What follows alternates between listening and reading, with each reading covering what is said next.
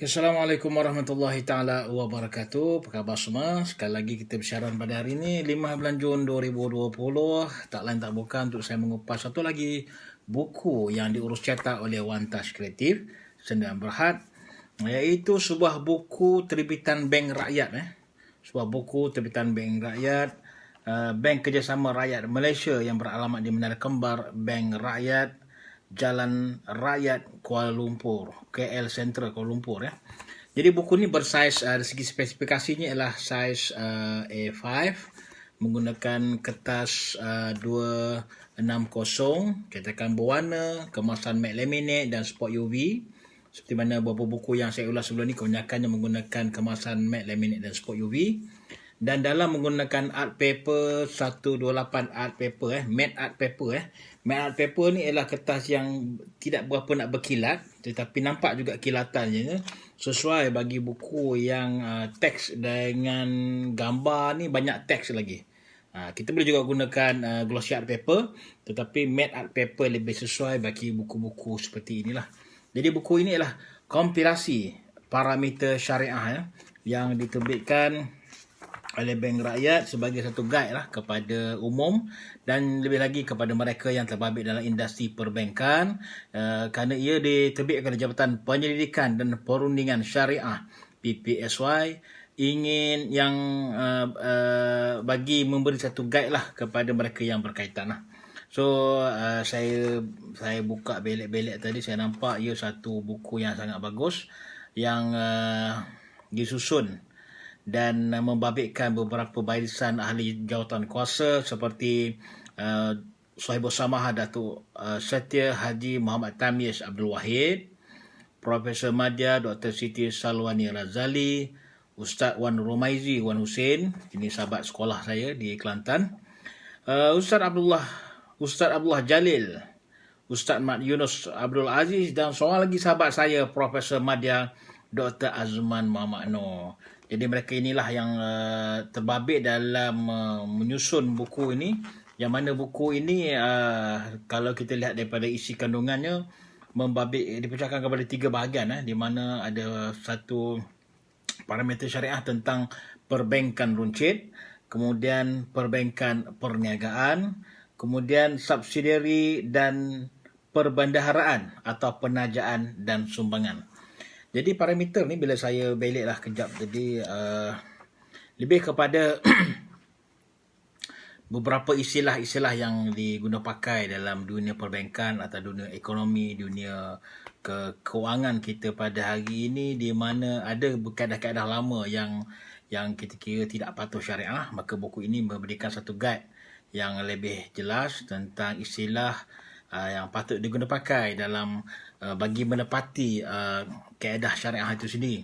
Contohnya kalau dulu kita menggunakan kaedah satu istilah kadar faedah, tapi sepatutnya digunakan kaedah istilah kadar keuntungan. Jadi kalau dulu dalam terminologi dalam akaun pembiayaan, peminjam lebih dulu digunakan istilah peminjam, sekarang digunakan istilah pelanggan. Kemudian kalau istilah pemberi pinjaman diguna pakai sekarang ialah pembiaya atau bank. Kemudian kalau jika ada penalti, istilah penalti yang digunakan atau kepada peminjam tadi, kalau dulu penalti, tetapi yang lebih jelas, yang lebih tepat sebenarnya mengikut parameter syarah ialah menggunakan istilah charge bayaran lewat ataupun dalam bahasa Arabnya ta'wid. Kemudian contohnya kalau kita panggil loan tenor ataupun tempoh pinjaman, istilah dalam parameter syariah ini menggunakan tempoh pembiayaan. Jadi banyaklah, itu antara contoh lah. Kalau saya boleh lihat lagi, apa lagi ni? Dalam akaun pelaburan pula, kalau dulu digunakan istilah kadar faedah ataupun interest rate, sekarang menggunakan istilah perkongsian kadar keuntungan, profit sharing ratio. Kalau dalam pelaburan ini dulu dipanggil istilah peminjam atau borrower, sekarang ini dalam akaun pelaburan, agar mendapati parameter syariah menggunakan istilah pengurus dana ataupun mudarib. entrepreneur, fund manager.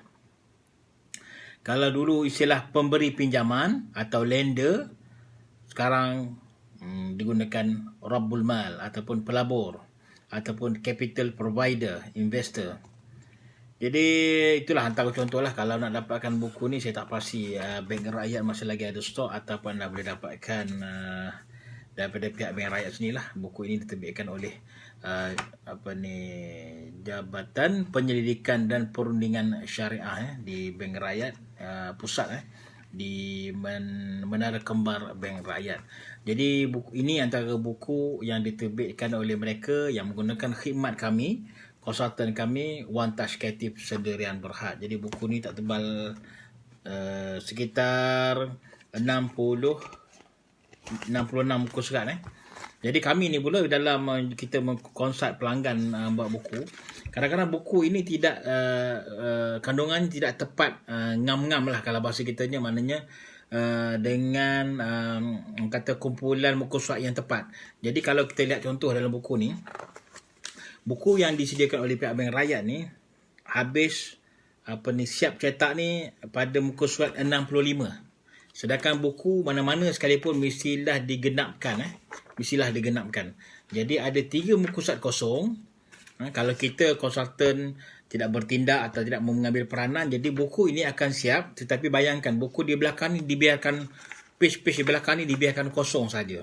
Jadi kita di One Touch Kreatif, bila melihat ada kekosongan ini, kita menasihatkan pelanggan kita agar di 3 muka surat terakhir ini dimanfaatkan dengan meletakkan perkataan catatan, garisan seperti ini supaya pembaca buku kompilasi parameter syarah ini dapat memanfaatkan page yang belakang ini dengan catatan tertentulah hasil pembacaan mereka, supaya buku ini 3 page terakhir ini tidak dibiarkan kosong.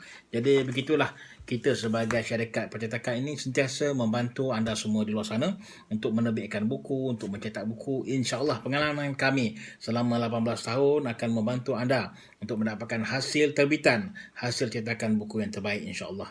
Semoga video ini memberi manfaat kepada anda dan hubungi kami untuk mendapatkan perkhidmatan berkaitan penerbitan dan percetakan insyaAllah. Temui lagi video-video kami yang akan datang. Selamat beristirahat di hujung minggu. Assalamualaikum warahmatullahi taala wabarakatuh.